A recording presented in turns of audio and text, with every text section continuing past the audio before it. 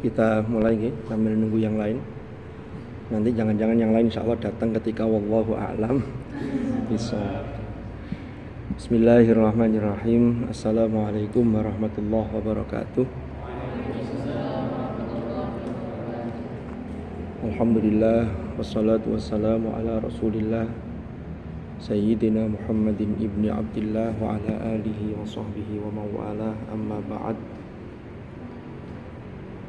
Yang saya hormati Ustaz Ilham Kurniawan selaku Murabbi Mabna Ar-Razi. Yang saya hormati Ustazah, mana Ustazah Latifah? Di kampus 1 ada tak? Enggak ada. Yang masih OTW, yang saya hormati para musyrif dan musyrifah serta mahasantri, muharrik-muharrikah yang mengikuti majelis kita pada malam hari ini. Alhamdulillah, ini berkatnya sudah keluar, berarti acara segera kita akhiri. Karena berkatnya lek wis metu biasanya wis kate mari. Nggih, matur nuwun. Jadi gak mungkin ku ae lagi. Iki sorang. Nah, niku mau. Sip. Nggih, sangat niku. Nggih, matur nuwun. Kalau ini kayaknya ndak mungkin mosok ngaji terus sambil makan gitu kan. Nanti viral di TikTok.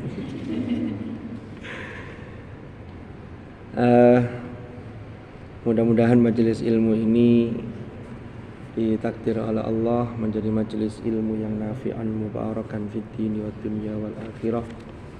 Ala hadhihi niyyah wa ala kulli niyatin salihah wa ala ma nawainahu wa ala ma nawahu as-salafus salih. Thumma ila hadratin nabiyil mustafa rasulillah sayyidina Muhammadin sallallahu alaihi wasallam wa ila muallif hadzal kitab adabil alim wal muta'allim hadratus syekh Haji Hasyim Asy'ari wa ila jami'i masyayikhina fi ta'limina wa ta'allumina wa nafa'ana bihim wa bi'ulumihim fid dharain amin. Al-Fatihah. A'udzu billahi minasy syaithanir rajim. Bismillahirrahmanirrahim. Alhamdulillahi rabbil alamin. Iyyaka na'budu wa iyyaka nasta'in. Ihdinas siratal mustaqim. Shiratal ladzina an'amta 'alaihim ghairil maghdubi 'alaihim. Niki mic-nya sampai ke luar suaranya. Saya khawatir kalau suaranya suara luar nanti bis-bis pada berhenti semua. Ngeduknya penumpang. Bukan bis pariwisata tapi bis bagong itu, ya. Ini sampai jam berapa ini kita nanti ini? Saya itu merasa dejavu. Dulu itu waktu saya di Ar-Razi, itu setiap Selasa malam Rabu itu ngaji bareng teman-teman musyrifah waktu itu. Angkatan 2016-2017, 67. Sama waktu itu semester berapa? Tapi dulu saya ngaji tafsir Jalalain, tafsirul Jalalain. Itu biasanya guyon sambil tanya jawab, ya, ngobrol-ngobrol sampai jam 10 biasanya. Cuman kalau sekarang kayaknya tidak mungkin karena saya harus turun. Kalau dulu kan tinggal masuk kamar kan ngajinya di ini yang dekat lift yang lantai 2 itu ya, di situ itu.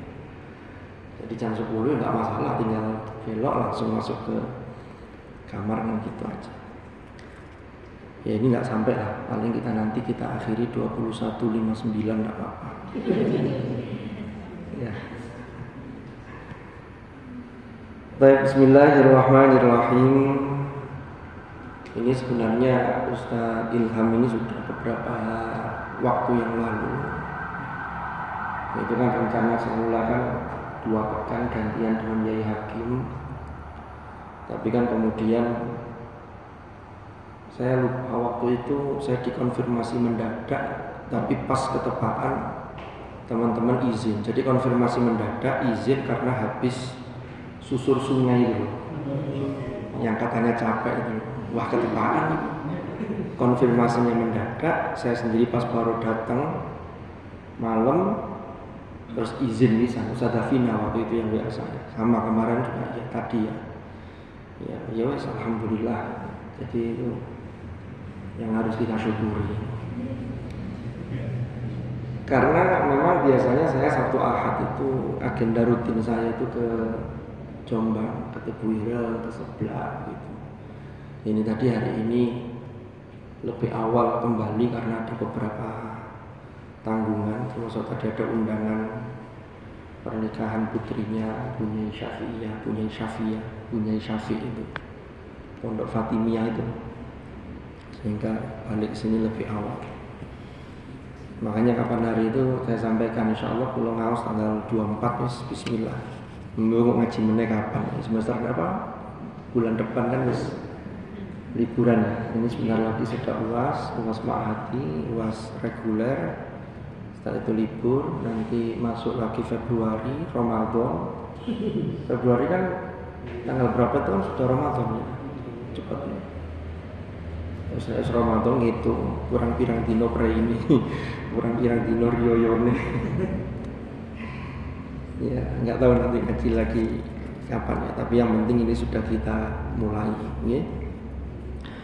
Kita akan membahas, akan mengkaji, akan mengaji salah satu karya dari ulama Nusantara, yaitu Hadratus Syekh Kiai Haji Hasyim Asy'ari, yaitu kitab beliau yang berjudul Adabul Alim wal Muta'allim Fima yahtaju ilaihil muta'allimu fi ahwali ta'allumihi wa ma yatawaqqafu alaihil mu'allimu fi maqamati ta'limihi.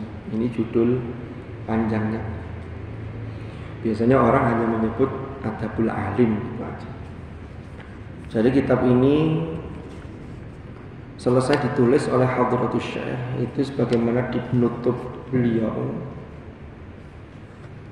itu Yaumal Ahad Itsnaini wa Ishrina Jumada Ats-Tsaniyah Sanata Alfin wa Thalathimi'atin wa Thalathin wa Arba'ina min Hijrati Sayyidil Mursalin. Berarti pada hari Ahad tanggal 22 Jumada Ats-Tsaniyah. Sekarang tanggal berapa kita? Jumada Ats-Tsaniyah. Sekarang kan Jumada Al-Ula apa Ats-Tsaniyah? Al-Ula ya? Masih Al-Ula. Tahun 1343 Hijriah. Ya. Itu bertepatan dengan Januari tahun 1925. Kalau konversinya ya mungkin selisih 1 atau 2 hari, itu tanggal 17 Januari 1925 beliau menyelesaikan menulis risalah ini. Memang di dalamnya itu beliau banyak mengambil dari beberapa kitab yang memang sudah ada sebelumnya. Tetapi beliau sebutkan ini beliau tulis karena beliau mengambil intisari-intisarinya yang itu dibutuhkan oleh para santri, oleh pelajar, oleh orang-orang yang menuntut ilmu, baik kedudukannya sebagai guru atau kedudukannya sebagai murid. Karena guru itu kan mengajar itu kan sebenarnya dia juga terus belajar. Karena kalau jadi guru kok berhenti belajar, nah ini nanti yang apa namanya? Ya ndak belum selesai. Guru itu terus belajar karena allamal insana ma lam ya'lam. Makanya guru itu semakin dia mengembangkan keilmuannya ini, maka seharusnya dia menjunjung betul-betul bagaimana karakter-karakter yang disebut oleh Hadratus Syekh dengan al-alim. Makanya judulnya itu yang didahulukan itu al-alim baru al-muta'allim. Ya. Kenapa? Kalau saya menangkap satu kesan ini karena endingnya, ujungnya itu orang yang muta'alim itu nanti harus alim. Tapi kalau alim tetap muta'alim. Makanya ada hadis au kama qala itu Abi Dzar Al-Ghifari kalau nggak salah itu yang mengatakan begini. Meriwayatkan ini, kun aliman aw muta'alliman aw mustami'an aw muhibban wala takun khamisan fatahi. Dadiyo sampean iku aliman, orang yang alim. Orang yang alim itu profesinya bisa macam-macam. Bukan berarti profesinya harus guru, enggak. Ya. Profesi bisa macam-macam, tapi kalau orang itu alim, kenapa? Karena alim itu nanti akan mengantarkan seseorang pada rasa khosyah. Makanya di sini diajarkan karakter oleh Hadratus Syekh. Khosyah itu apa? Hati itu akan ada kepatuhan dan ketundukan kepada Allah. Tidak hanya pintar akalnya secara akademik, tapi hatinya tidak terisi. Sehingga kalau itu yang terjadi, banyak orang pintar tapi dipakai untuk apa? Minteri orang lain. Minteri dalam tanda petik ya. Membohongi, bijui, kan begitu. Itu bukan itu yang diharapkan. Loh, apalagi yang alim itu profesi guru, ya ini harus alim. Karena guru itu tugasnya tidak hanya transfer of knowledge, tapi transfer of value. Inilah yang sesungguhnya kemudian diadopsi oleh UIN Maulana Malik Ibrahim Malang ini dengan adanya sistem pembinaan di Ma'had. Kan begitu. Jadi ada pengasuh, ada murabbi, ada musyrif, musyrifah, ada muharrik-muharrika, kan gitu. Sudah maha santri secara umum. Jadi semua itu arahnya ke aliman. Maka aliman itu bisa kita pahami adalah aliman itu adalah orang, sosok manusia pembelajar. Makanya ini keempat-empatnya nanti mengarah ke sana. Orang yang alim itu pasti tidak akan pernah berhenti belajar. Karena ilmu itu semakin didalami, kita merasa semakin kerdil. Kita merasa semakin, ya Allah, ilmu kita itu sedikit. Orang kalau ilmunya sedikit itu merasa besar. Tapi kalau semakin didalami, kita akan merasa kecil. Itulah manusia pembelajar. Sehingga dia bisa belajar dari media apapun. Bisa belajar dari guru yang secara status sosialnya lebih rendah. Tetap ada ilmu yang bisa kita ambil. Kan begitu. Nah, tapi ini kan level tertinggi. Nek gak iso langsung dadi aliman, maka au muta'alliman. Ini grade berikutnya. Lah untuk jadi aliman lewatnya muta'alliman. Gak ono wong alim itu langsung dadi, kecuali hanya orang-orang tertentu yang belajarnya itu melalui jalur yang namanya wirotha. Tapi ini lihat potongan. Kalau yang normal, yang standar ya dirosa. Kita ini dirosa. Tapi nanti kita padukan. Jadi untuk jadi alim, ini pengantar dulu nggak apa-apa. Untuk jadi aliman itu lalu proses atau jalan yang harus dilalui itu di sebelumnya muta'alliman. Orang sing muta'allim tapi gak alim-alim, tidak apa-apa, itu sudah bagus. Artinya apa? Selama dia masih mau belajar, pasti ada hal-hal yang dia bisa memetik untuk diambil hikmah. Karena yang paling penting itu kan bagaimana kita belajar kemudian mengambil hikmah untuk kita terapkan dalam kehidupan kita. Yu'til hikmata may yasha wa may yu'tal hikmata faqad utiya khairan katsiran wa ma yadzakkar illa ulul albab. Wes. Nek dadi muta'allim iki angel. Ingat, muta'allim di situ tidak harus berstatus sebagai mahasiswa, tidak harus berstatus sebagai siswa, tidak harus berstatus sebagai di lembaga formal, daftar ono bayare, enggak. Ini sebenarnya adalah yang diambil itu adalah jiwa-jiwa muta'allim, jiwa-jiwa alim ini yang harus diasah. secara terus-menerus. Makanya sampai nanti walaupun sudah lulus kuliahnya, ya pokoknya ada kesempatan belajar, itulah jadilah au muta'alliman. Ada majelis ilmu, ikuti. Lu kadang itu materi yang sama, kitabnya sama sedikit, tapi yang menyampaikan berbeda. Pasti ada hal-hal yang berbeda. Kenapa? Ya karena setiap orang itu punya absor yang berbeda. Kan begitu.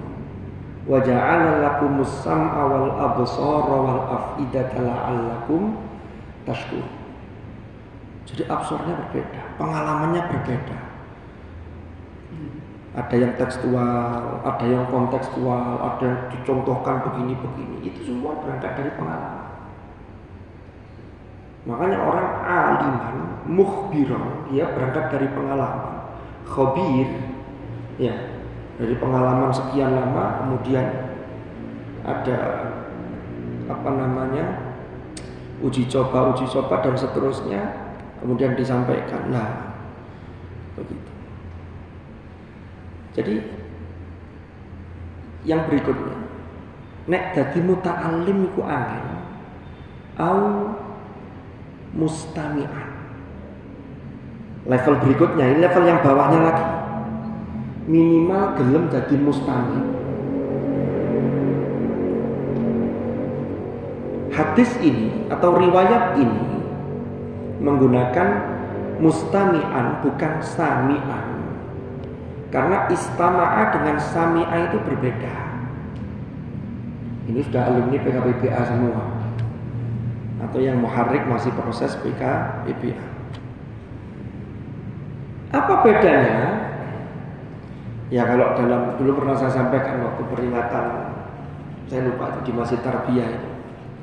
Dalam bahasa Arab itu kan ada kaidah begini, idza zadal mabna zadal ma'na.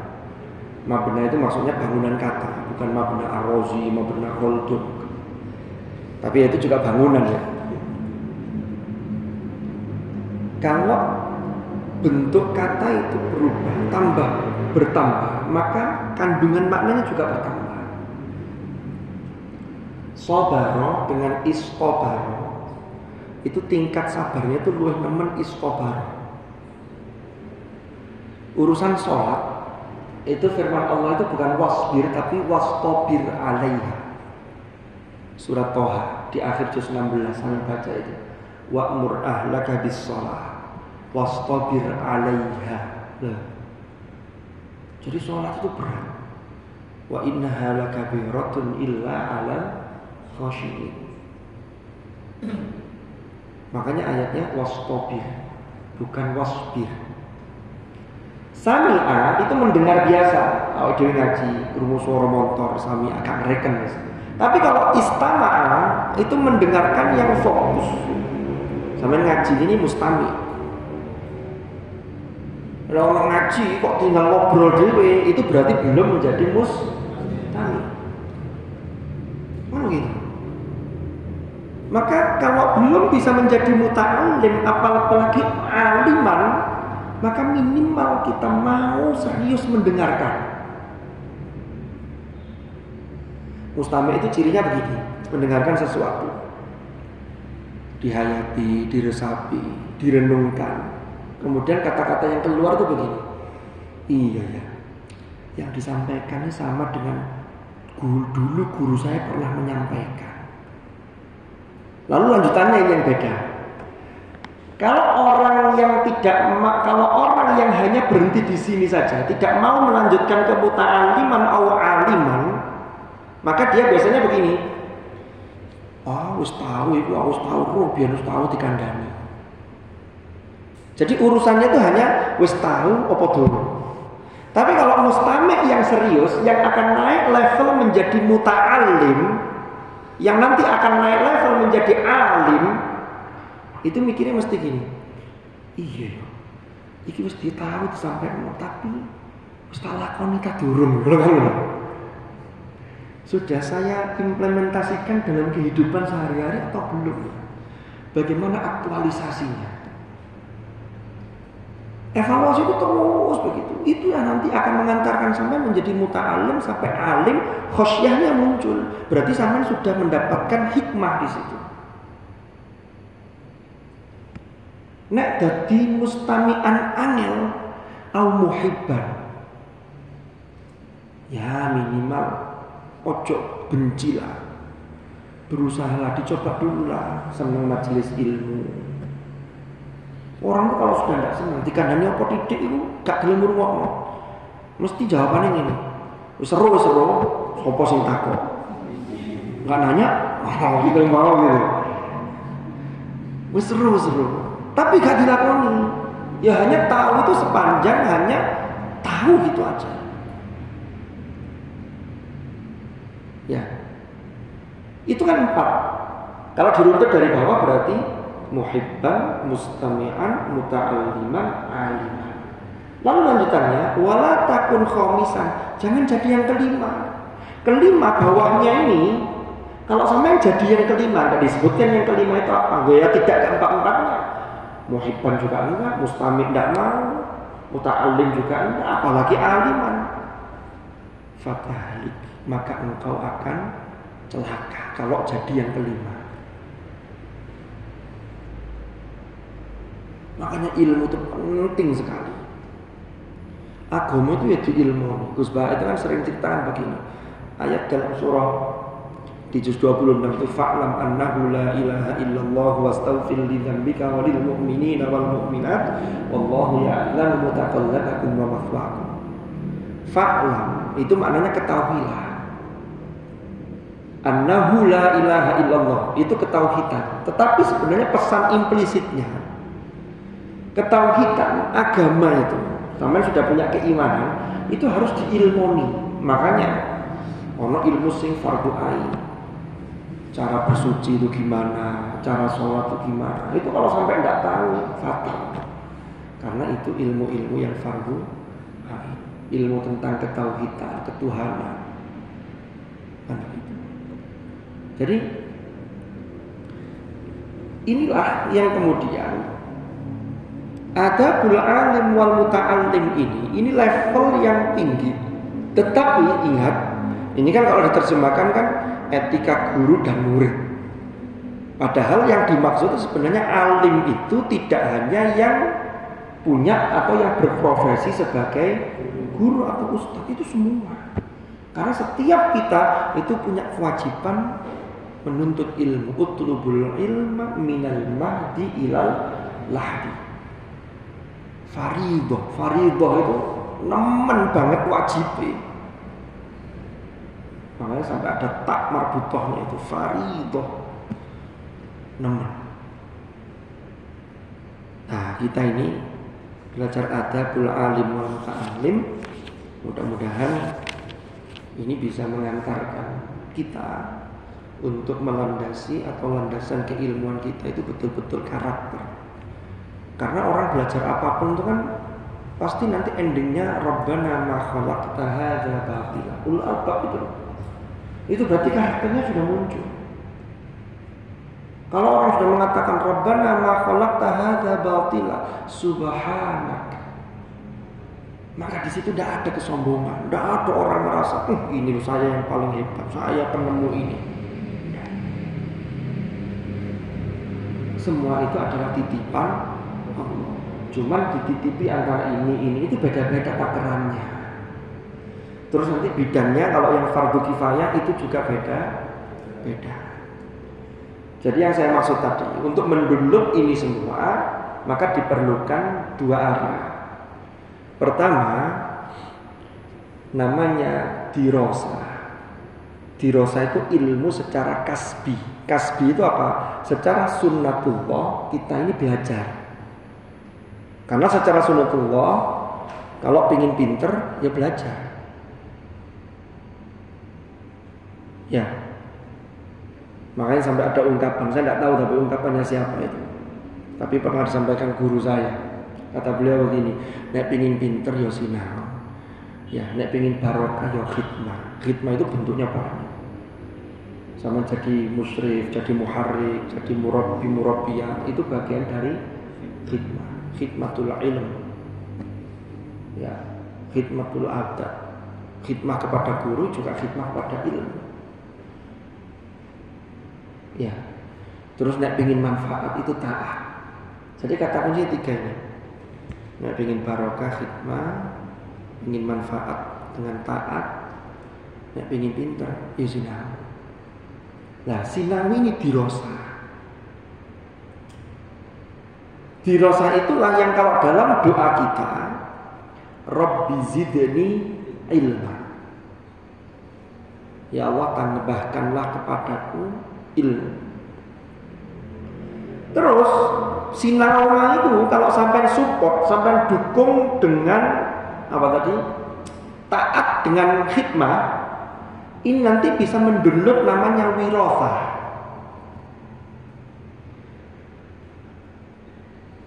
Wirasa itu apa? Wirasa itu rodok setengah laduni.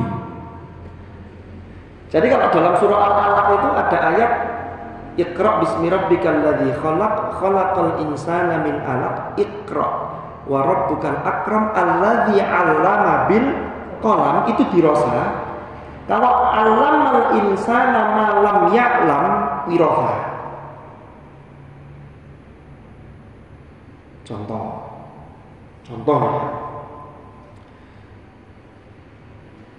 jadi musyrif dengan tugas pribadi atau tugas individu itu sudah banyak. Samain cek punya tugas lain, khidmah. Esok-esok ngantuk-ngantuk. Padahal podo musyrif ya sampai bengi garap tugas. Pagi bangunkan, mau berai taklim, melok taklim barang ya kan? Ya. Ngono iku kadang itu tidak kita sadari. Waktu yang sampean miliki itu mudah-mudahan barokah. Gini, contohnya gini.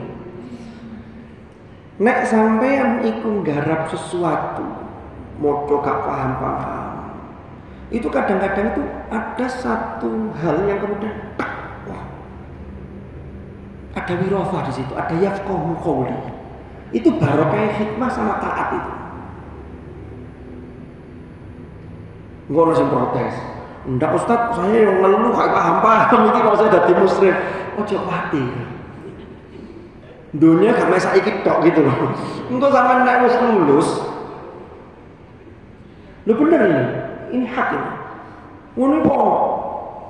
Arek sing mau wompeng, ini mohon maaf ya contoh cerita ya. Arek mau wompeng wis kuliah tok di kos-kosan. Kamu gak jadi musyrif, Allah boro-boro jadi musyrif, ngurusi tugas saya aja gak kelar-kelar. IP-nya itu 39 maksudnya. Ya, 3,9 4,00 ya. Lulus 3, sekian.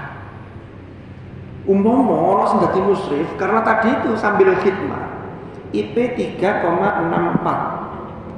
Harus di atas 3,5 lumayan lah. Per semesternya kan tetap diterima jadi musyrif karena sudah di atas 3,5. Setelah itu ternyata setelah lulus ngono iku kok kadang-kadang sing IP-ne 3,6 musyrif nang iku ambek sing arek kos sunaune mempeng IP-ne 3,9 iku nasibe kadang-kadang kemudian ditoto di pangeran si musyrif penak akeh contone ngono. Lho sampean harus optimis, harus husnudzon pada Tuhan. Gak boleh kemudian suudzon. IP sama ini, mustahil. Kadang itu begini, ada manusia itu yang lulus, lanjut beasiswa cepet dapat, jodoh cepet datang, dan seterusnya lah. Pokoknya gampang. Tapi orang yang diuji, cek menggok-menggok di sini. Ya biasa itu kan ujian setiap orang itu beda-beda. Dan kita tidak bisa iri. Enak itu gak bisa. Karena tugas kita masing-masing itu adalah bagaimana kita ini khidmah kepada Allah melalui apa yang terhidang di hadapan kita. Wis iku dilakoni. Gak usah kok mikir kok piye. Saya ini cerita. Tahadduts bin nikmah, gaya kan ngono. Ya moga-moga gak ada kesombongan di sini. Saya itu termasuk orang yang mengalami pengalaman hidup itu yang banyak yang tidak terduga. Ya rotok zigzag banget. Benar. Saya dulu itu waktu mau kuliah, ekspektasi saya itu tidak ada kuliah di Stein Malang. Waktu itu namanya masih Stein Malang, belum jadi UIN. Ekspektasi saya itu saya mau keluar negeri, Mesir. Ngapain ke sana? Ya kuliah, bukan nyari kadal. Kalau kadal Mesir, ya. Zaman itu, saya mau nyebut tahun itu khawatir kelihatan tua. Walaupun kelihatannya muda kan, padahal saya sudah tua. Kalau sampean kan masih muda, kelihatannya tua. Itu bedanya saya dengan sampean. Iya. Saya waktu itu juga nggak bisa milih begitu itu sudah paket dari sana, itu sudah paketan ya. Saya waktu itu tes, waktu itu terjun istilahnya jalur terjun bebas itu harus betul-betul berani. Itu tahun 2001. Waduh, saya kok keceplosan nyebut tahun ini. Saya tes di IAIN Surabaya, Rosip ya, gagal. Aduh. Ya namanya anak mau kuliah dan saya tidak membayangkan kuliah di Indonesia. Karena saya kalau ambil jurusan sosial aku yang kapatek paham, ngambil jurusan eksak apa mana. Saat dulu ngambil sudah tidak diterima. Wah, akhirnya saya pergi ke menenangkan diri lah dalam tanda petik ke seorang kiai di sana di daerah Bondowoso sana. Diajak sama Pak Lik saya, paman saya. Ayo Rono, saya ingin di sana seminggu. Jadi setiap pagi ini kiai ini sudah sedo, sudah wafat beliau, tapi kiai ini sering mendapatkan isyarat-isyarat yang itu nembus gitu. Tapi kadang ketika dapat isyarat itu tidak langsung bisa ditakwil atau langsung bisa diterjemahkan. Saya matur pagi-pagi, Yai, saya tidak keterima ke Mesir Yai, terus saya kuliah di mana? Di Stein Malang gimana? Merem sebentar gini. Jawab beliau begini, Mesir kafir, Mesir kafir. Oh, Mesir kafir. Makkah sampai 3 kali beliau. Makkah. Apa saya kuliah di Makkah ya? Ini tok. Wah, kasih itu. Terus kadang seneng itu. Waduh. Stein Malang gimana? Nah, Stein Malang. Terus akhirnya saya terpaksa dengan berat hati daftar ke Stein Malang yang hari ini jadi UI. Saya santri Ma'had MSAA itu angkatan kedua. Angkatan pertama kan tahun 2000 itu. Beliau Ustaz Halimi barang itu angkatan 2000, saya bawahnya beliau. Saya masuk Ma'had, saya kuliah ya biasa. Singkat cerita, saya ketemu dengan teman alumni pondok saya, kakak tingkat saya.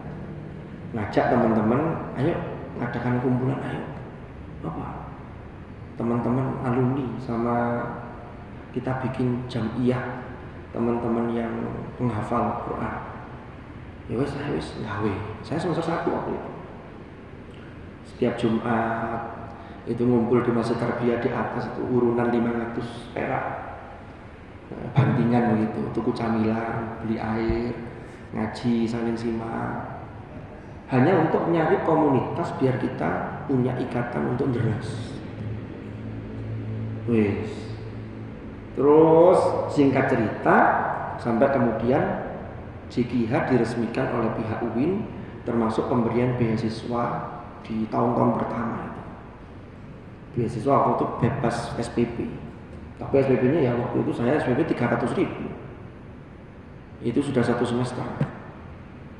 Kalau sama kan berapa sekarang? 5 juta per bulan. Oh, per semester juga ya. Kayak per bulan. Ya tergantung nanti berapa jenisnya, grade berapa gitu. Saya kembali ke cerita tadi.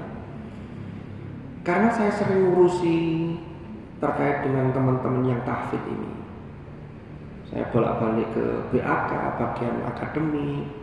Terus saya kenal dengan Prof Imam, saya kenal dengan Prof Bahar. Waktu itu belum Prof Bahar ya, masih Pak Bahar wakil ketua bidang, wakil ketua 2 ya. Jadi kalau ngajukan anggaran apa untuk kegiatan apa itu langsung ke beliau. Singkat cerita ini. Di akhir saya semester akhir itu semester 8. Tiba-tiba saya ditelepon oleh Pak Roybin, Prof Roybin itu. Waktu itu belum profesor. Telepon, ini Hasim, ini saya Hasim. Sampai ke kampus sekarang, ke bagian kemahasiswaan. Ada apa Ustaz? Ustaz, sampai segera ke sini.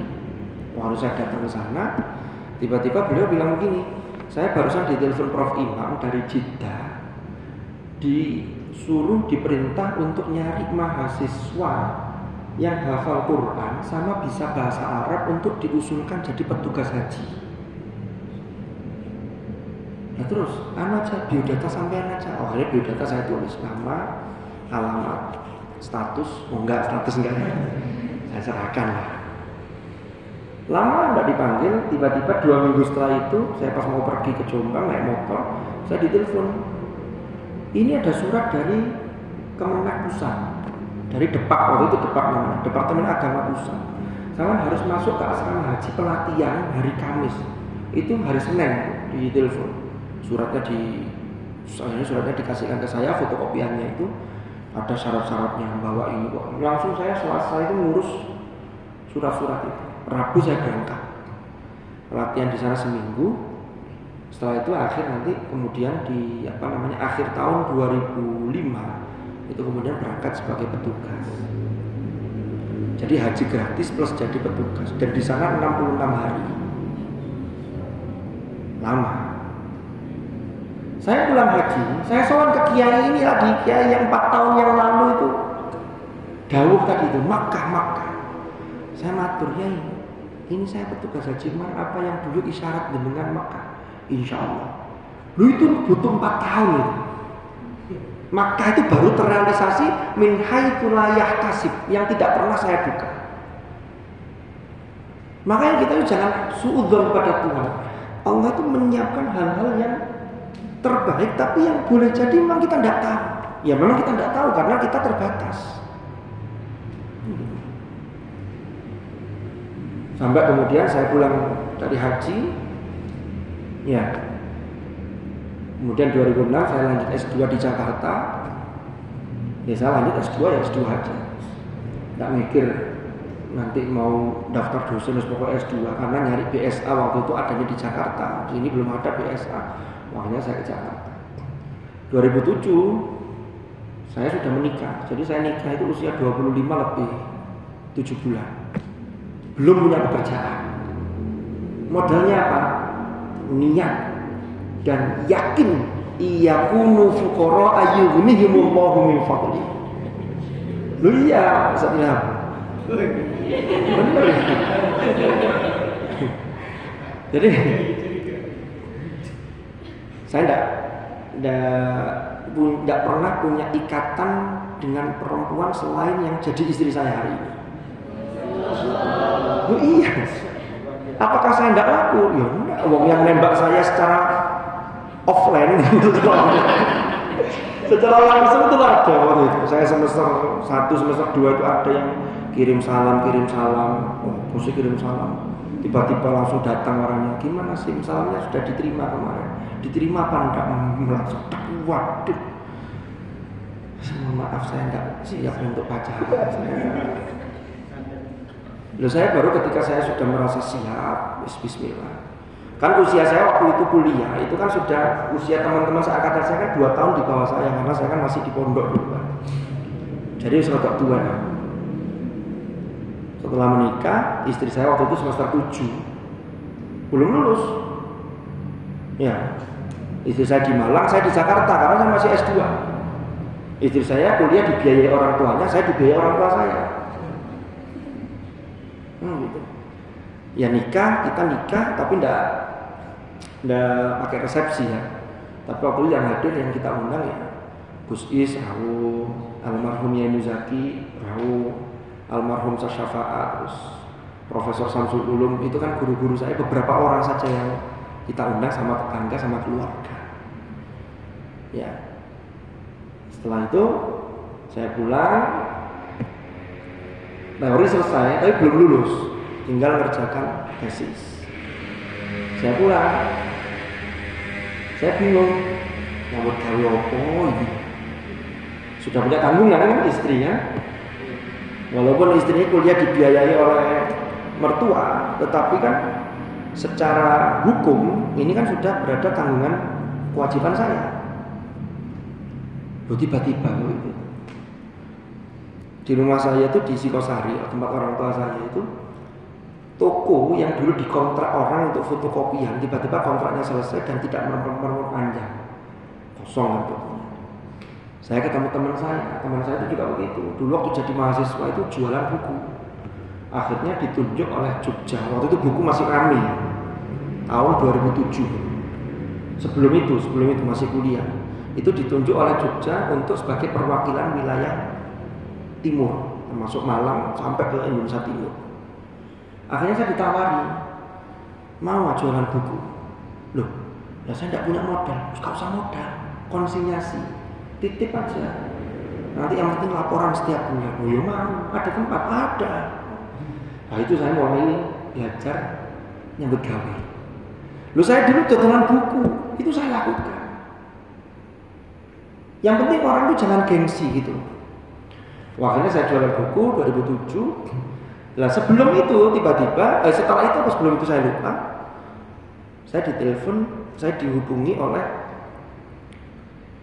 guru saya, dosen saya di sini. PKPBA buka lamaran dosen. Loh, saya belum lulus, enggak apa-apa. Waktu itu bisa, belum lulus S2 itu bisa ngajar PKPBA. Syaratnya ada keterangan sedang menempuh studi S2. Karena S2 waktu itu belum banyak. Ini saya kira iso. Saya yang sudah lulus S2 aja masih muta'awin, belum statusnya sebagai dosen. Akhirnya saya ya tes micro teaching barang, keterima. Jadi saya kalau pagi itu jualan buku, nanti siang setelah zuhur ganti istri saya yang nunggu toko buku itu, saya berangkat PKPBA sampai malam. Itu saya jalani.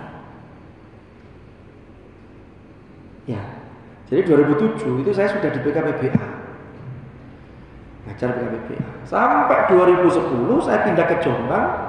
PKPBA yang asalnya saya wali kelas, saya tinggal ganti PKPBA, saya hanya ngajar 2 hari. Karena di Jombang punya tanggungan ngajar, itu kan begitu. Akhirnya toko buku saya serahkan ke adik saya, ya. Tapi buku sudah mulai berat, ya. Minat baca sudah mulai berat karena sudah terserang internet dunia IT yang luar biasa. Saya pindah ke Jombang, ngulang lagi. Anak saya waktu itu sudah 1, 2010. Saya di sana ngajar. Tapi kalau hanya mengandalkan, mohon maaf, kita hanya mengandalkan ngajar itu saya anggap sebagai ini kewajiban untuk menyampaikan ilmu. Walaupun guru itu profesi, tapi namanya guru swasta, apalagi tidak sertifikasi. Berapa sih 1 bulannya gitu? Wah, akhirnya apa? Istri saya memutar otak untuk wirausaha. Apa yang dilakukan? Bikin es. Loh, ini saya cerita real ini apa ini? Jadi saya waktu di Jombang 2010, saya ke Malang itu setiap Kamis pagi, karena Kamis siang ngajar PKPBA sampai malam, terus Jumat saya ambil ngajar sampai sore jam 5 kurang seperempat atau setengah 5 itu. Terus saya pulang ke Jombang. Lah saya pulang itu saya beli susu murni Pujon itu, Kopsai Pujon itu, pulaan saya. Makanya sejarahnya kenapa kok motor saya ada boxnya, itu dulu wadahnya pulaan susu. Sama kan lihat loh, itu robok ya gitu.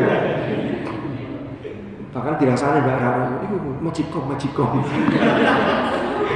Yang ini mau majikom. Karena gue lau ini. Tak lihat dosen-dosen atau pengasuh itu semua majikomnya ya semua gutok itu. Cuma dulu motor saya bukan ini, motor Supra, majikomnya juga bukan ini, kan sekarang sudah tak tambah yang lebih besar lagi. Jadi setiap saya pulang itu pulaan susu itu 10 liter. Di sana diolah sama istri saya, dibungkusi jadi es susu itu dijual. Jualnya kemana?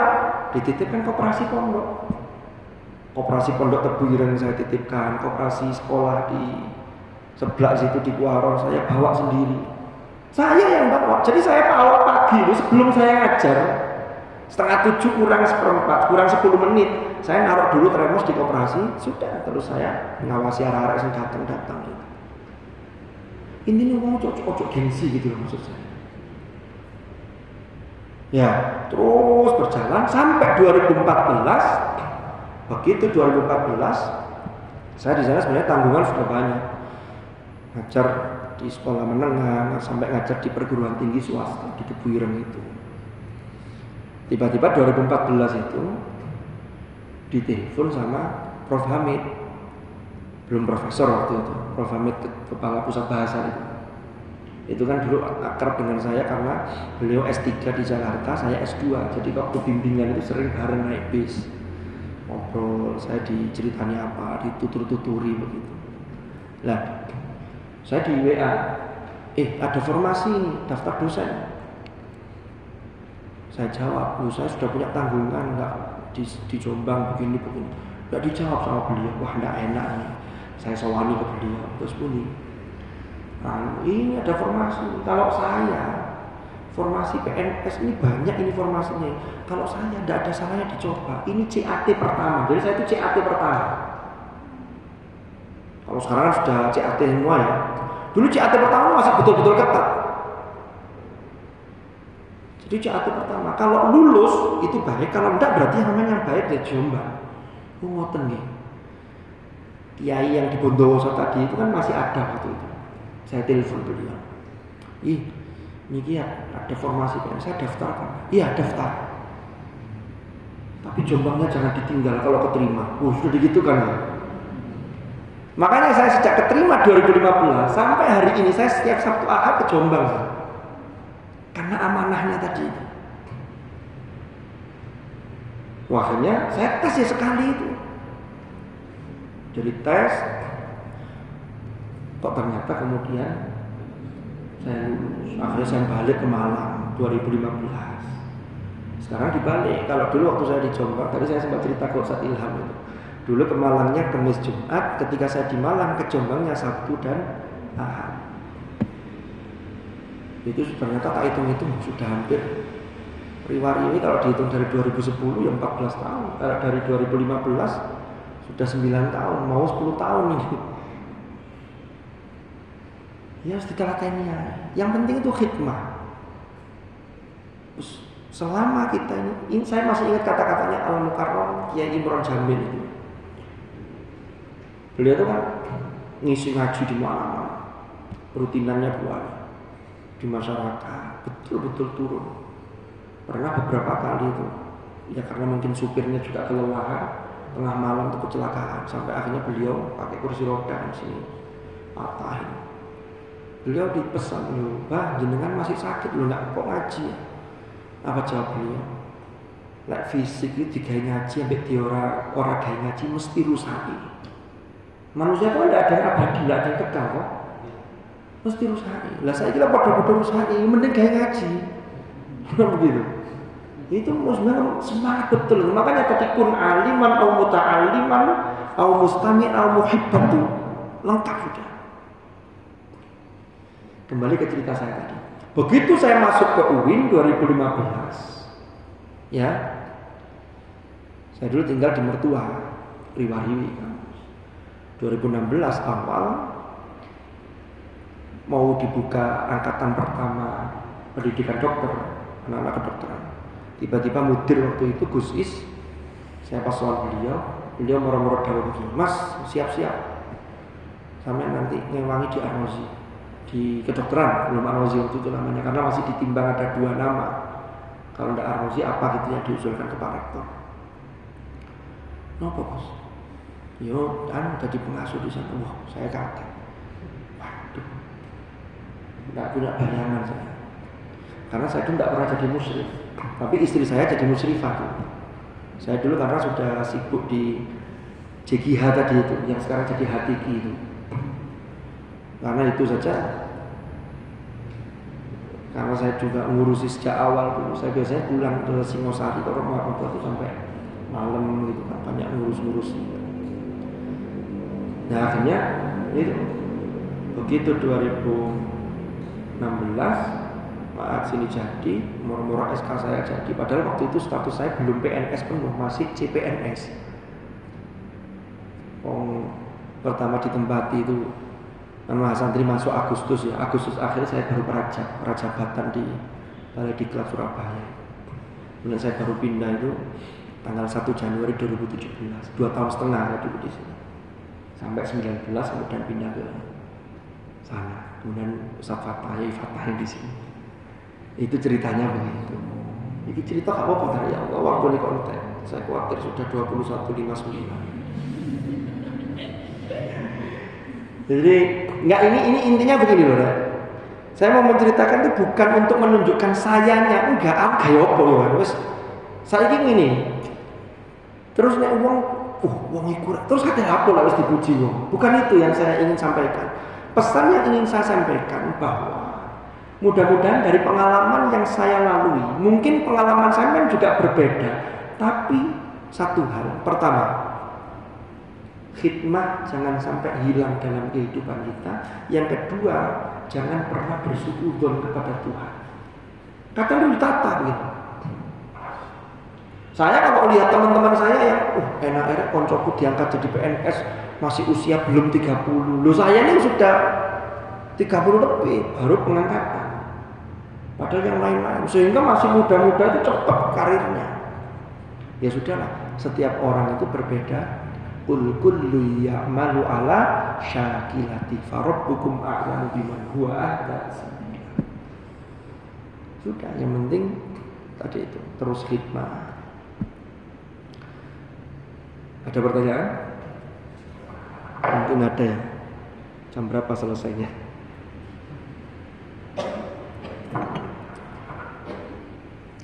Bismillahirrahmanirrahim. Kita mulailah. At-ta'rifu bil mu'allif, kita membaca dulu, mengenalkan dulu. Siapa sih Hadratus Syekh Kiai Haji Hasyim Asy'ari ini? Ini kitab saya ini Adabul Alim wa Muta'allim. Kemarin beli di Bayako berapa harganya? Segitu ya.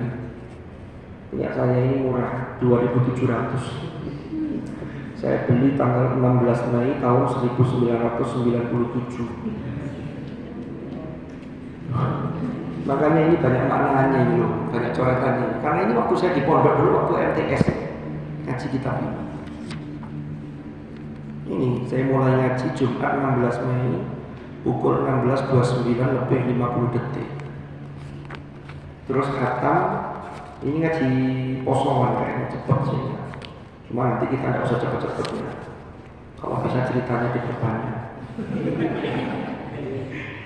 Ini saya khatam di sini hari Kamis tanggal 22 Mei 1997 pukul 10 lebih 31 lebih 8 detik. 8 detik jam yang saya pakai waktu itu.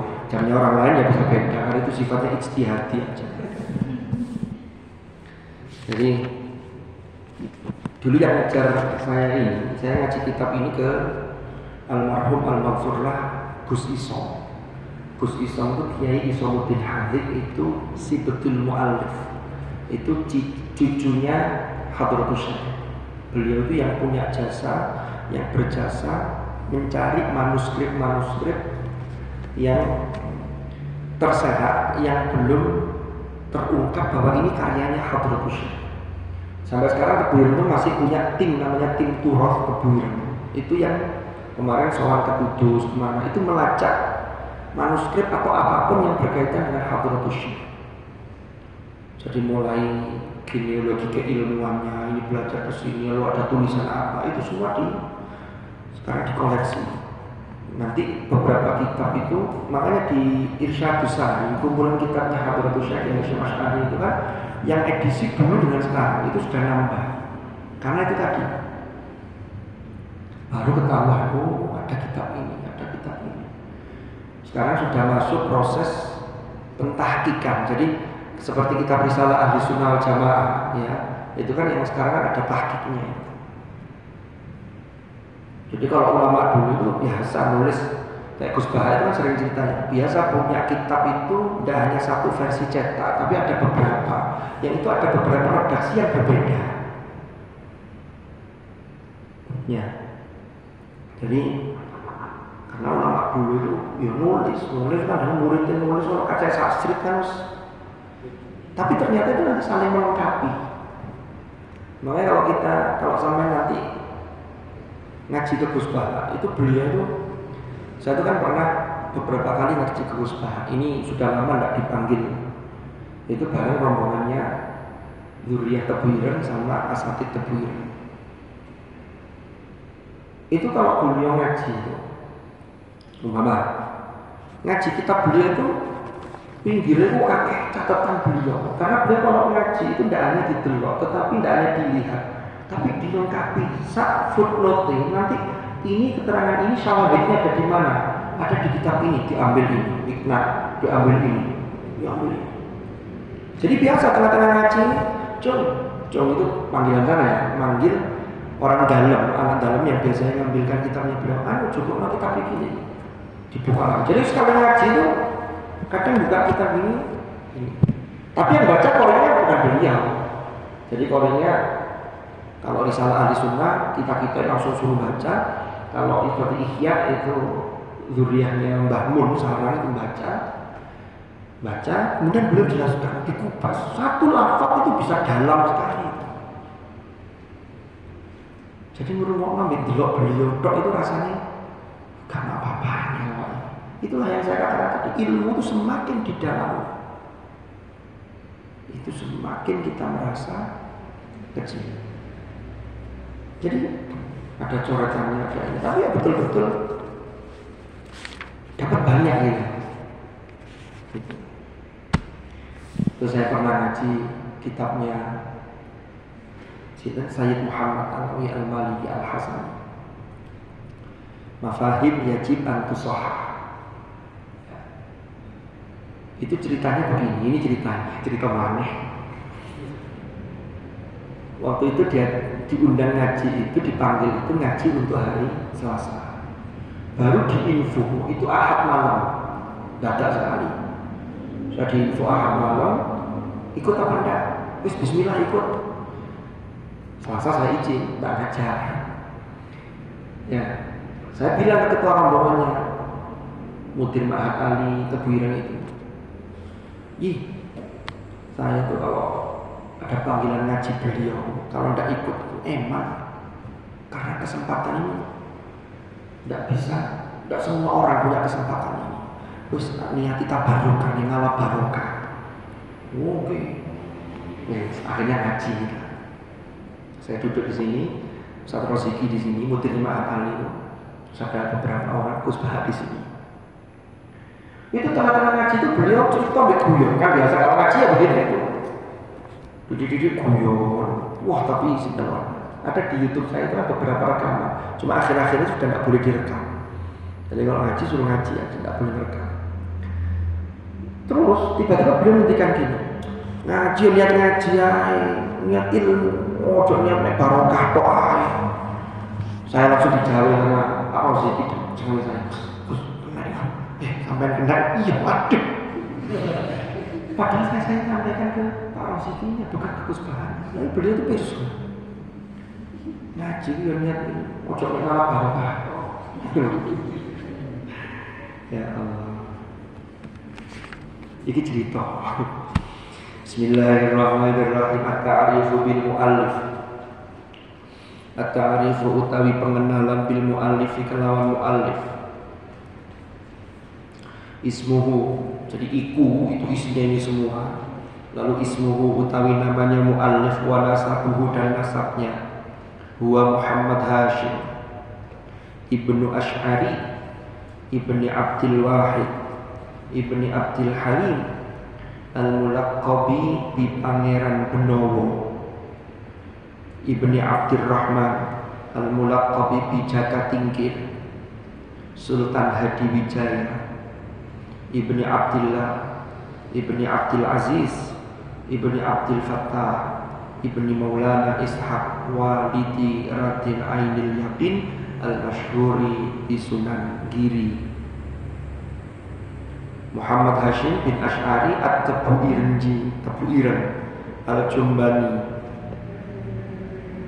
Kan bangsa Tabuiren, bangsa Jombang, artinya orang Tabuiren dinisbatkan pada nama daerahnya. Mauliduhu wa nasy'atuhu al-ilmiyatu, kelahiran beliau, wa nasy'atuhu al-ilmiyah, dan perkembangan ilmiahnya, rihlah ilmiahnya. Jadi orang itu menjadi orang yang alim, yang berilmu, itu mesti bisa terlacak bagaimana pengembaraan keilmuannya. Ya, termasuk Hadratus Syekh Kiai Haji Hashim Asy'ari. Wulida fi Gedang, ini nama desa Gedang. Gedang itu di dekatnya Tambak Beras. Karena di sana itu Kiai Utsman itu kakek beliau, itu ada pesantren kecil di sana daerah Gedang, makamnya juga di sana. Itu namanya Kiai Utsman. Wulida fi Gedang, itu kakek dari pihak istri, pihak ibu, mohon maaf. Wulida fi Gedang. Qaryah Gedang adalah qaryatun fi shimali Madinati Jombang, sebuah desa yang berada di shimal. Shimal itu apa? Utara, sebelah utara kota Jombang. Kan Tambak Beras itu kan arah utara ke atas. Dilahirkan yaumat ulatsa'i ing dalam dina Selasa.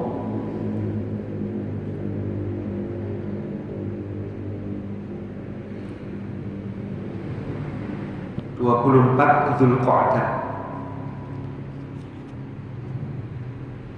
sanata alfin 1200, berarti sanata alfin wa mi'atain sab'in wa thamani min sini al-hijrah, tahun 1287 dari tahun-tahun hijriah, artinya 1287 Hijriah. Ini bertepatan dengan 14 Februari 1871 ya, Masehi.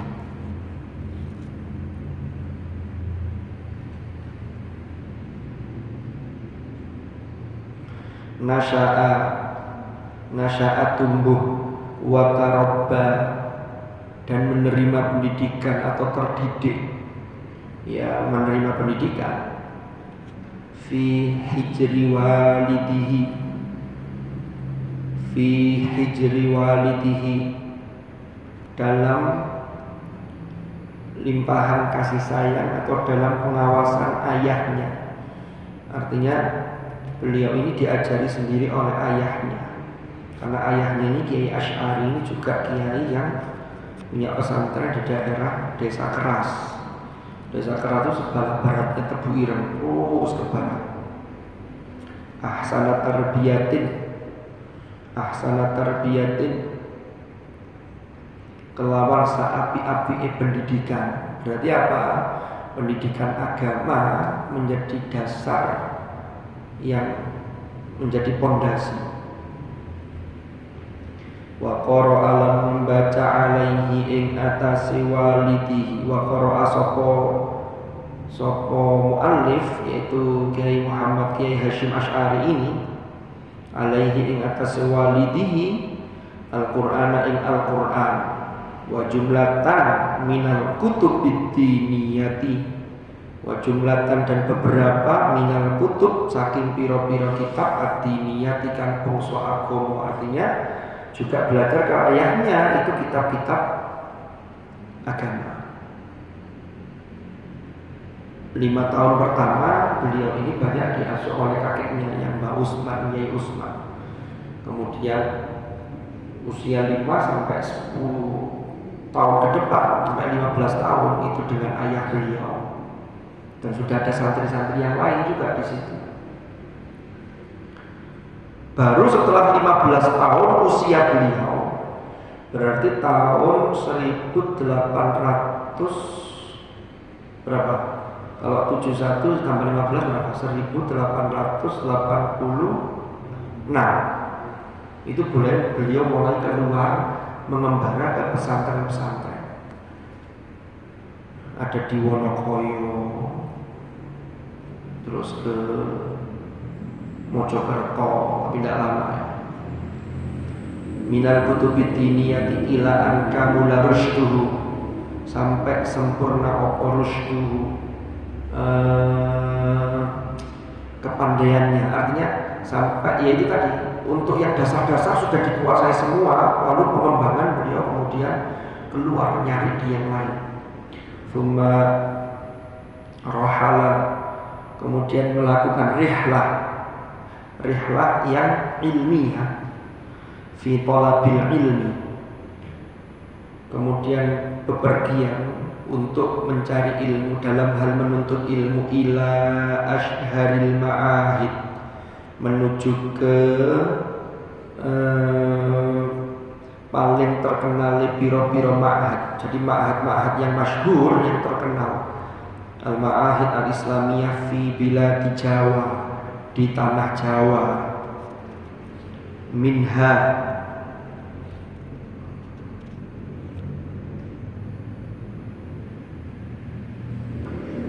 di antaranya, minha iku setengah saking al-ma'ahid al-islamiyah, ma'hadu sono, yaitu ma'had sono, wa ma'hadu siwalan panji di Sidoarjo itu. Kilahuma fi Sidoarjo, biasanya orang yang punya Darjo. Ada yang dari Darjo? Kan biasanya kan di Darjo. Sidoarjo, Darjo. Itu orang lain apa ya, mesti kol-kol itu zaman dulu kan Darjo.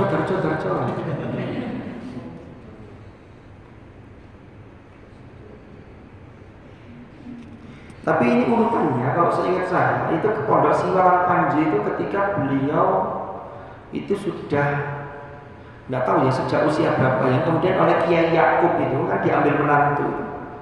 Jadi Hadratus Syekh itu menikah di usia yang sangat muda, tapi sudah alim. Itu usia 21.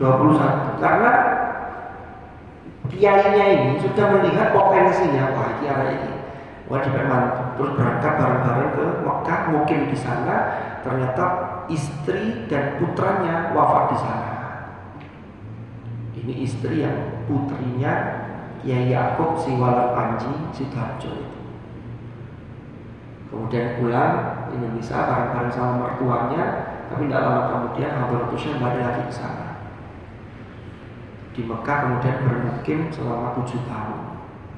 Sama belajar ke ulama-ulama kaliber internasional. Wa ma'hadulangitan,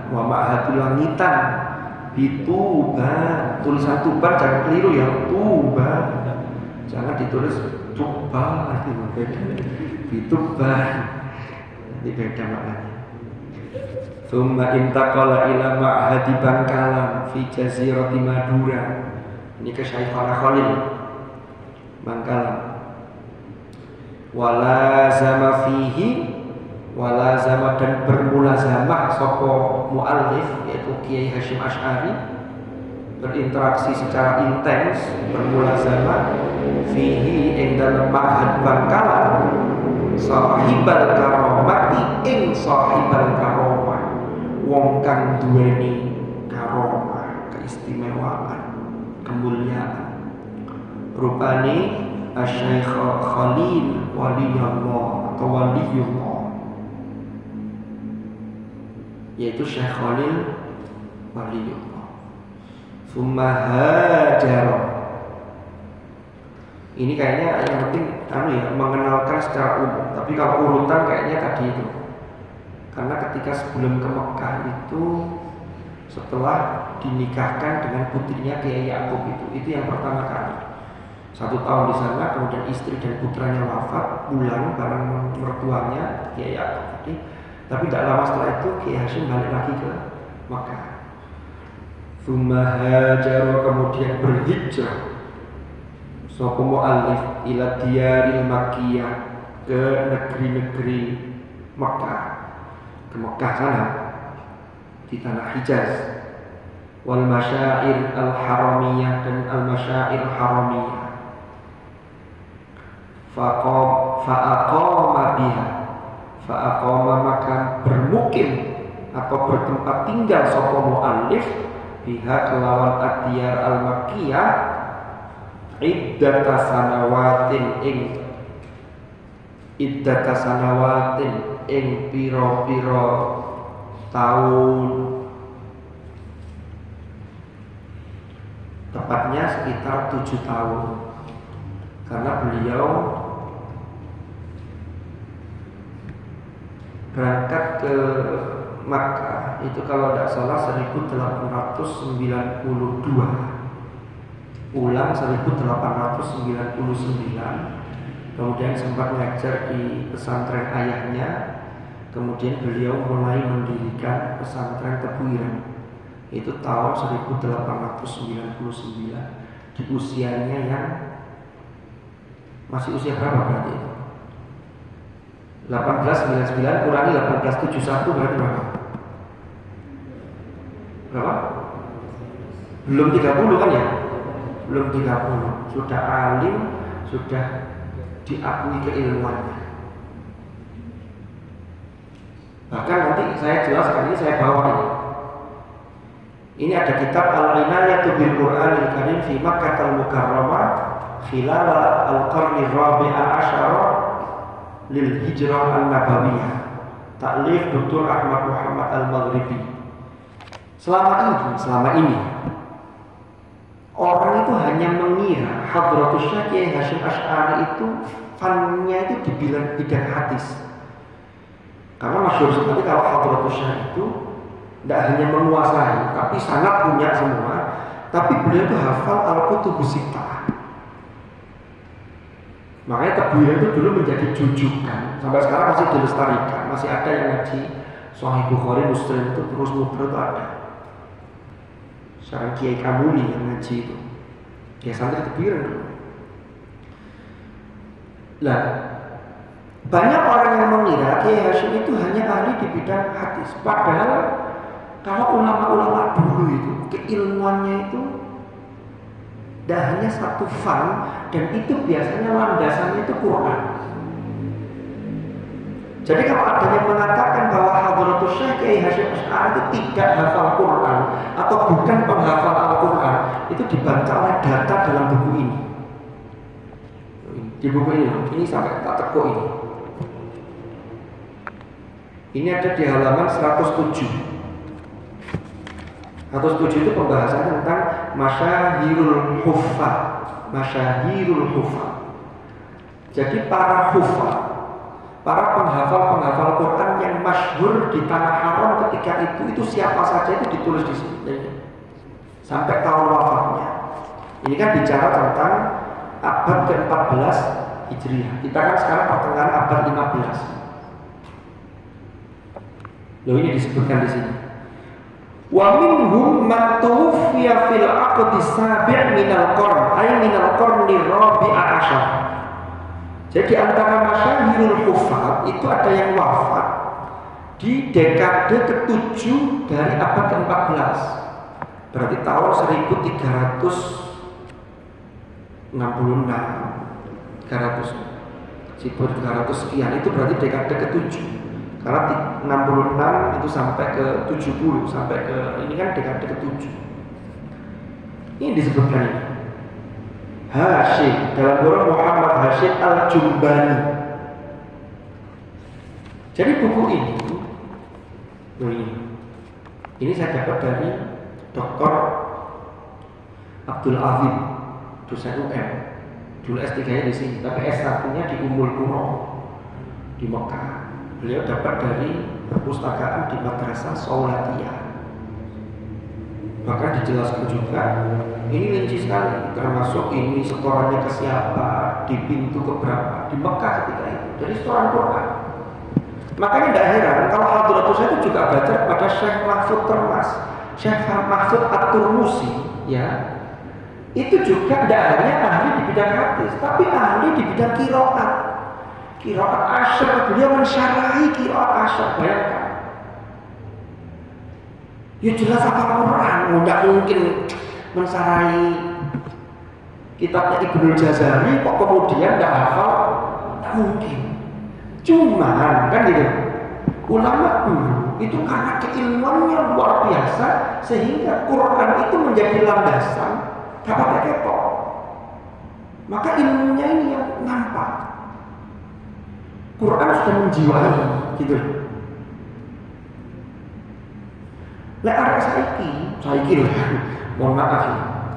Ngafalkan Quran itu bagus, tapi jangan sampai itu menjadi hanya satu-satunya. Wis cukup, wis ngapalno, wis cukup, sebenarnya diundang khataman oleh berkat. Itu ya api, tapi ya cuma mandek di kono gitu loh maksudnya. Maksudnya ngapalno Quran, gak lancar-lancar, yo akeh tunggal ya. Tapi maksud saya gini. Jadi ulama-ulama dulu, makanya hati itu dulu pernah buku setoran yang tahun berapa itu kan. Itu saya mengusulkan judulnya waktu itu kan begini, menjaga tradisi generasi emas ilmuwan muslim. Karena sama ilmuwan muslim itu tidak ada yang tidak hafal Quran. Saya mau bicara Ibnu Sina, Ar-Razi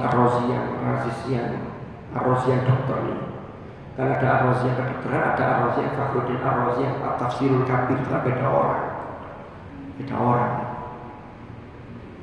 Itu mesti masuk ahli. Ibnu Khaldun, sosiolog. Qurannya harus dua di sini.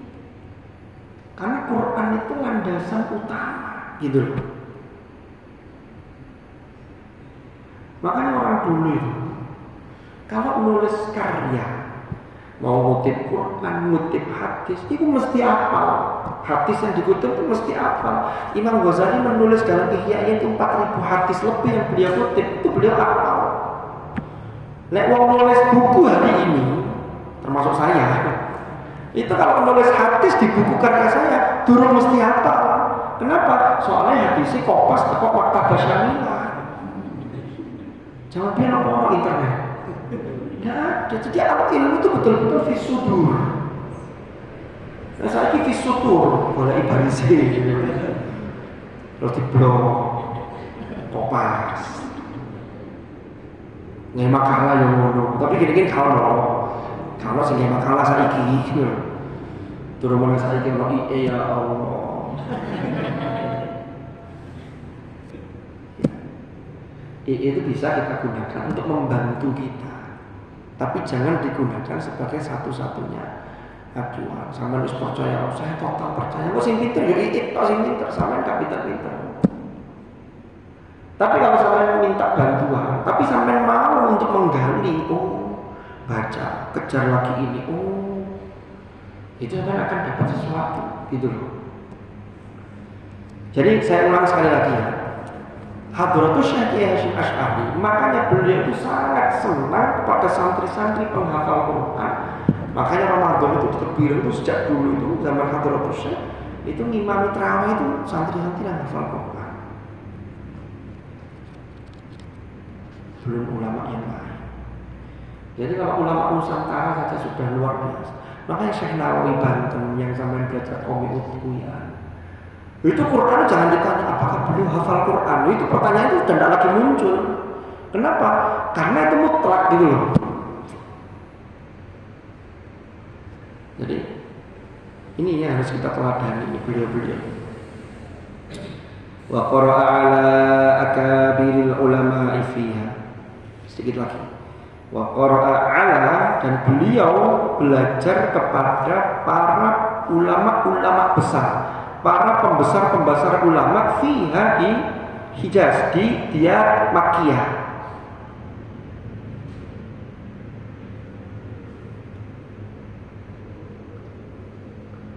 Faqara'a ala Syekh Muhammad Nawawi Al-Bantani wa Syekh Khatib Al-Minkabawi Minangkabawi wa Syekh Syu'aib ibni Abdurrahman wa Syekh Syu'aib ibni Abdurrahman anwa al-fununi ing berbagai disiplin ilmu.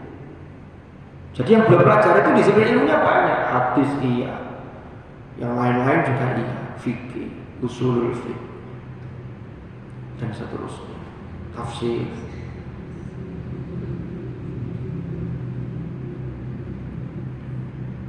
Sampai sini ada pertanyaan? Bagaimana? Wa qara'a ala Sayyid Abbas al-Maliki al-Hasani kutubal ahaditsin nabawiyah. Dan beliau belajar kepada Sayyid Abbas al-Maliki al-Hasani beberapa kitab-kitab hadis. Tsumma qara'a ala Syekh Muhammad Mahfud ibni Abdillah at-Turmusi. Nah ini Syekh Mahfud Termas.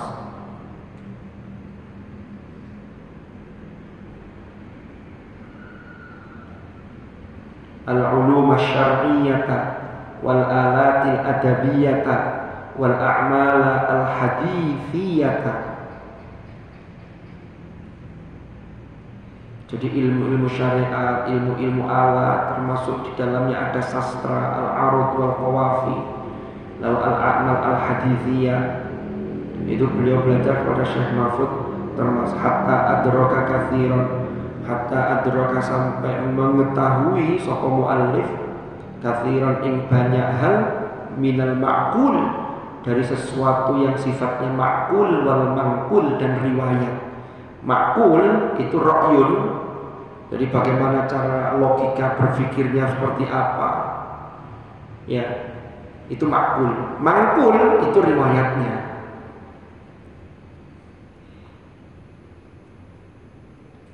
Tsumma raja'a ila baladihi, kemudian barulah raja'a pulang atau kembali sapa muallif ila baladihi, ke negerinya, ke negaranya Indonesia.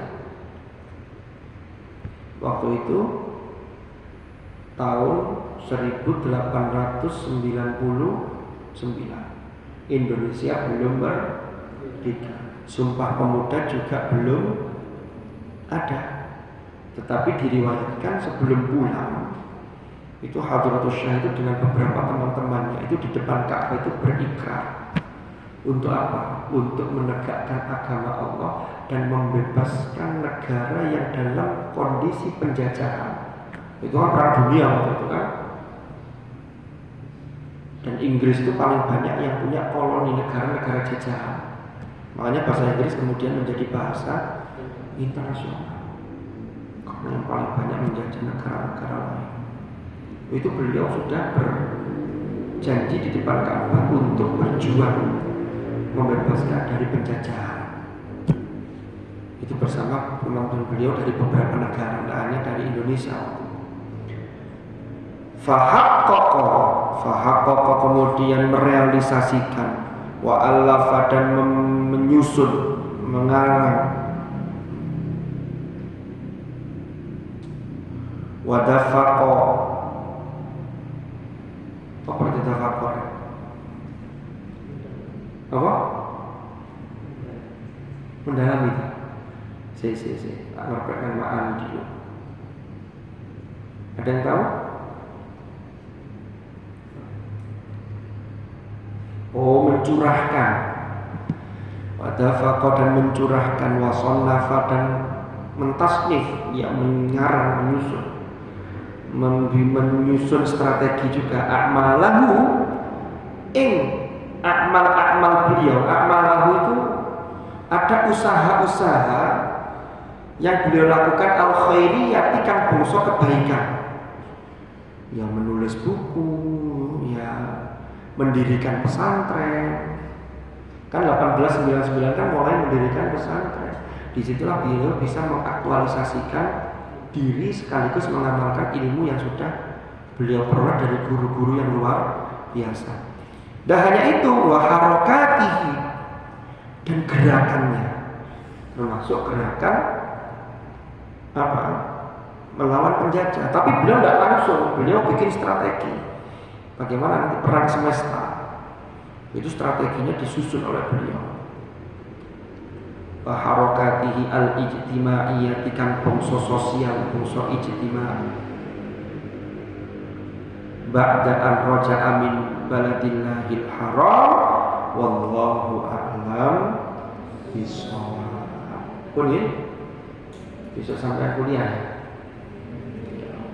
Masih kuliah semua. Ya udah lulus kayak begini. Ada pertanyaan nggak? Monggo kalau ada yang mau nanya, saya persilakan. Monggo. Nih, mau soal yang lain, ngomongnya boleh ya.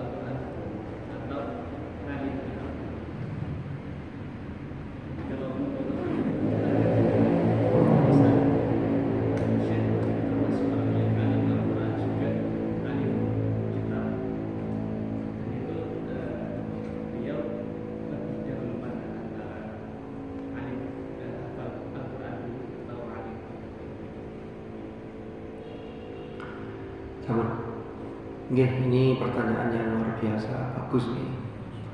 Itu lagi-lagi kembali kepada kita ini berada di zaman dengan sistem pendidikan seperti apa. Itu akan banyak mempengaruhi bagaimana perjalanan keilmuan kita. Kalau ulama dulu ya, dan itu sudah diuji cobakan sampai hari ini itu di beberapa negara Islam, termasuk seperti di Iran. Ya kita tidak usah mendebatkan tentang Syiah dan tidak Syiahnya, tapi ini cerita saja. Di Iran itu Al-Mukarram Profesor Sayyid Aqil Husain Al-Munawwar itu setiap tahun itu beliau kan diundang ke sana untuk menguji anak-anak wisuda hafidh itu. Masih kelas 2 MI, kelas 4. Jadi mereka itu pendidikannya di sana itu memang menghafal Quran itu menjadi landasan untuk semua keilmuan. Sehingga dalam 1 tahun itu wisuda itu diikuti anak kecil-kecil itu kisaran antara 3.000 sampai 5.000 anak, dan itu bisa diuji secara publik. Baru kemudian mereka mendalami ilmu-ilmu yang lain. Kalau yang mau teknologi, kalau yang mau fun-nya sekaligus agama di dalam itu betul. Makanya dulu Prof Imam itu zaman dulu ketika menjalin kerjasama itu ketika kunjungan ke Iran itu kaget karena satu ulama di sana. Kan nanti ulamanya levelnya kan macam-macam ya, ada saya tidak hafal tapi itu satu ulama itu perpustakaannya itu bisa lebih besar dibanding perpustakaan yang dimiliki oleh kampus di Indonesia. Waktu itu UIN Malang. Kita belum besar waktu itu dimiliki satu orang, dan itu beliau paham dengan koleksi yang dimiliki. Sampai juga bisa memiliki koleksi yang lebih dari itu. Di mana? Di HP. Cuma diwoco atau enggak, wallahu a'lam. Orang woconya bener agak, wallahu a'lam. Itu sudah urusan lain lagi. Sebenarnya yang bagus dari itu. Cuma kan gitu. Kita ini kan berada, kita bukan bermaksud menyalahkan lingkungan. Tapi kita ini sampai hari ini itu masih banyak di antara kita itu yang ketika sudah usia lulus SMA kita masih belum bisa memetakan aku sakjane iku bidangnya apa ya. Ngaji setengah-setengah, Quran setengah-setengah, kita tahu belajar, tapi kalau muni kosongan yo cek pikir-pikir. Jadi mana gitu. Ini yang terjadi, gitu.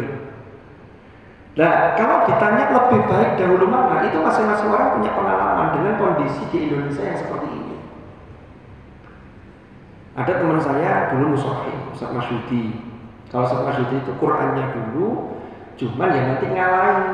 Waliai lulus Aliyah, ya mari Qurani, baru kitabnya terus kelir boya 7 tahun. Malah kuliahnya yang kemudian mundur.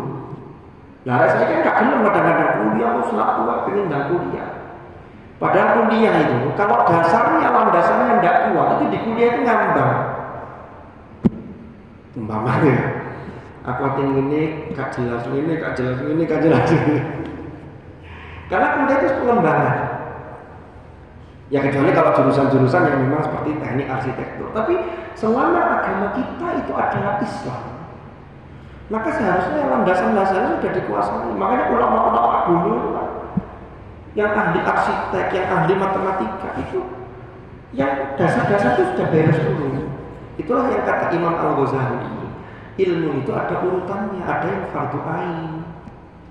Fardu ain inilah yang tidak boleh ditawar. Nanti yang kelanjutannya, sama mau terus mendalami ini, atau nanti yang fardu kifayah yang didalami, tapi yang fardu ain sudah kepegang. Makanya pada prinsipnya orang itu kan harus hafal Quran, minimal surah Al-Fatihah. Karena untuk sholat. Tapi kalau kadang itu lah kita ini kan kenapa kok masih disibukkan? Ya tetap harus menyibukkan kita. Cuma kadang-kadang itu kita, ya ini yang juga saya rasakan. Karena ketika kita usia SMP, usia ini Quran ini belum benar-benar matang, sehingga ketika kuliah ini masih cabang-cabang. Sing bingung ngatur aku gawe deres sih, gawe. Kan deres tetap wajib ya. Gawe ngatur iki, tugas kuliah ini, kan begitu. Tapi karena kondisi yang menuntut kita seperti itu, ya tidak apa-apa, dijalani aja. Terus, wallahu a'lam, nanti ditata oleh Allah seperti apa. Yang penting ojo suudzon dengan pangeran. Gitu. Tapi ada teman saya, kitabnya dulu juga ada. Cuma katanya, kalau pengalaman saya tanya ya, kalau Qurannya sudah diperoleh terus kitab, itu biasanya nanti dia ini sudah punya modal. Modalnya apa? Itu modal kosakata sekian banyak, termasuk syawahid dalam ilmu alat syawahidnya sama sudah hafal. Itu biasanya lebih cepat kalau mau belajar kita. Itu pengalaman dari teman-teman saya dulu punya teman yang termasuk angkatannya bawah saya tapi usianya di atas saya, itu yang pernah jadi ketua jigihan, namanya Gus Khosi, yang sekarang pengasuh pesantren Al-Ulya sampingnya dalamnya Prof. Imam. Itu beliau dulu Qurannya selesai tabarukan di ibunya, punya Adibah sudah wafat. Kemudian tabarukan ke Singosari. Setelah Qurannya jadi, baru mondok ke Sarang. Di Sarang 7 tahun. Baru kuliah. Jadi kuliah itu yang seangkatan itu usianya itu 5 tahun atau berapa tahun di atas, di bawahnya dia. Tapi kuliah sekarang enak-enak gitu. Apalagi kuliahnya fakultasnya syariah. Jadi sekarang golek formalitas kok. Terus lanjut S2 di Malaysia. Tapi yang pokok sudah kepegang itu. Nah sekarang yang banyak itu tadi, yang pokok itu belum kepegang, kemudian masuk kuliah, artinya untuk menguasai bahasa-bahasa sumber itu masih menemui banyak kendala. Saat ini yang ideal sih bisa turun kuliah harus bagus semuanya. Cuma itu kan tidak semuanya bisa begitu. Nah Hadratus Syekh ini tidak tahu beliau ini hafalkannya itu apakah ketika kecil dulu, apakah ketika di Mekah, ini yang kita tidak pernah tahu ceritanya. Nah tadi saya sampaikan dari kitab tadi itu hanya diceritakan yaitu ketika di sana seorang di Makkah tadi. Apakah di sana itu nambah baru sambil belajar ilmu-ilmu yang luar biasa itu, ataukah sudah hafal sejak kecil? Wallahu a'lam. Kita tidak tahu. Begitu. Cukup ya? Sabar, wallahu a'lam bishawab. Mudah-mudahan manfaat. Ini kalau saya pemalaman hari ini, nanti insya Allah ngaji yang akan datang nggak sampai semalam ini ya. Nanti sampai ngaji yang akan datang yang datang 2 orang. Kenapa? Karena sebelum berangkat sampai sudah gini. Ngaji ini suwi. Katanya mulai disuk gak penak. Terus gak usah ngaji, nggak insya Allah nanti saya lebih awal selesai. Asalkan kita mulai setelah asar, ya. Yes, semoga manfaat, semoga barokah. Al-Fatihah.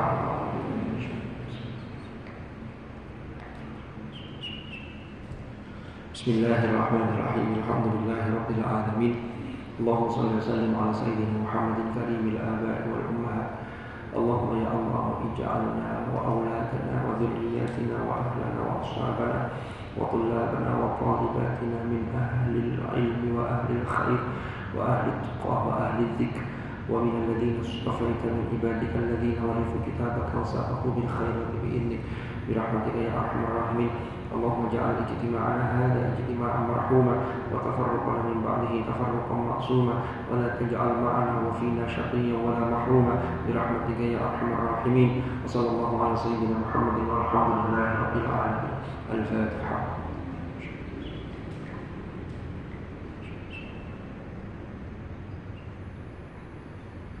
سبحانك اللهم وبحمدك أشهد أن لا إله إلا أنت أستغفرك وأتوب إليك. وصلى الله على سيدنا محمد والحمد لله رب العالمين. هدانا الله وإياكم أجمعين. العفو منكم. ثم السلام عليكم ورحمة الله وبركاته.